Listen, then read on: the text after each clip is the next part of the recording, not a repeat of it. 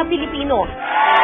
Introducing World Muay Thai Lightweight Champion, the Black Tiger, Vince Sobrino!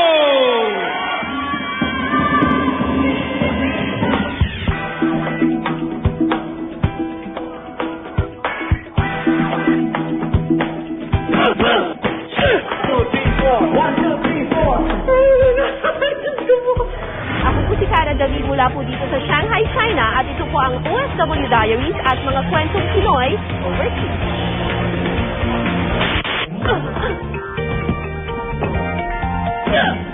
Ang Muay Thai ay isang sport na nanggaling sa Thailand. Unti-unti na rin itong sumisikat dito sa Shanghai, China.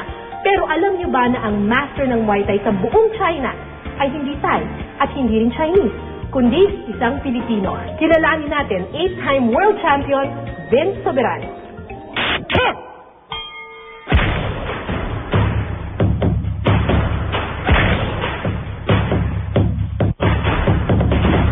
Ang Muay Thai ay isang uri ng martial arts na nagmula sa bansang Thailand.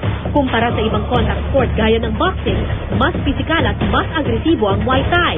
Bukod kasi sa kamao, kailangan ding ilaga ng paa, tuhod at siko ng kalaban.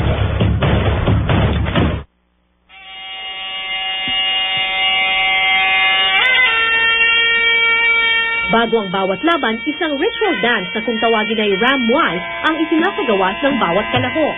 Dasal daw ito para sa kanilang kaligtasan.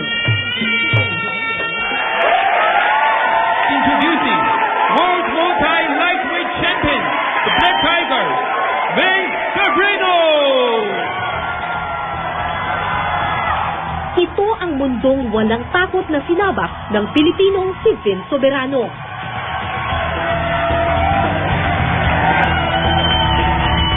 Sa kasalukuyan, 8-time world champion at Muay Thai master na si Vince.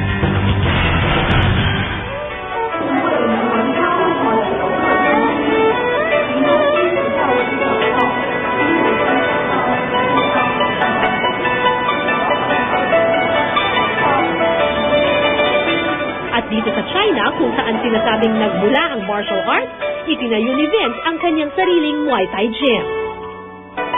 Okay, kasama ko dito ngayon si Vince Soberano, ang world champion pagdating sa kickboxing. Hi, Vince. Muay Thai. Muay Thai. Ano bang kaibahan ng kickboxing sa Muay Thai? Different? It's different. The rules are different. Yeah, it's almost the same, but the rules are different. Bakit ka naman nahilig sa Muay Thai kung... No, I fell in love with it when I was 10 years old. Pumunta kami sa Thailand, tapos, nanood kami ng Muay Thai sa Lumpini Stadium. I don't know, it just hit me right in the vein, just hit me. I saw it for the first time and I told my dad, Dad, I gotta do this. You can do your push-ups this way. Hirap naman yan. Yeah. Okay. You can actually drop a little bit. Ay!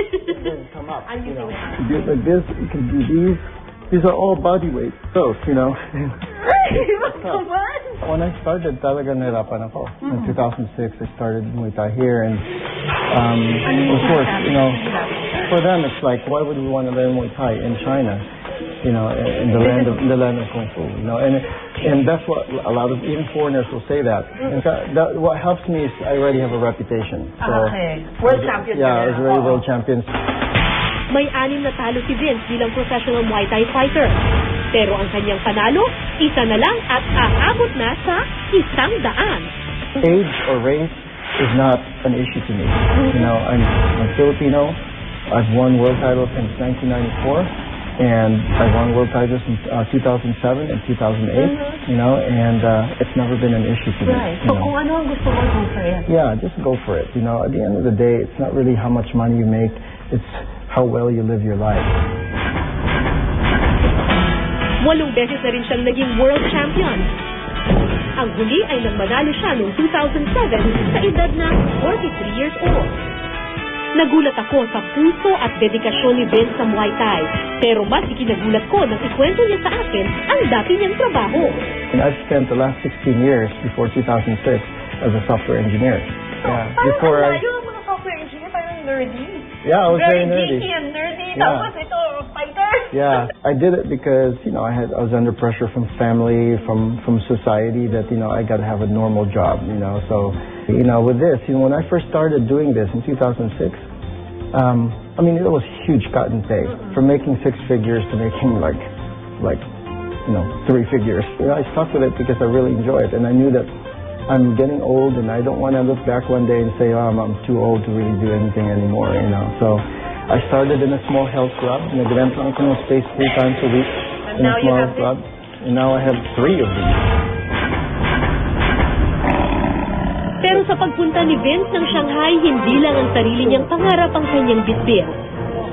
Dahil mula Pilipinas, itinawid din niya ng Shanghai ang mga kababayan nating nangangarap na sumunod sa kanyang mga yapak.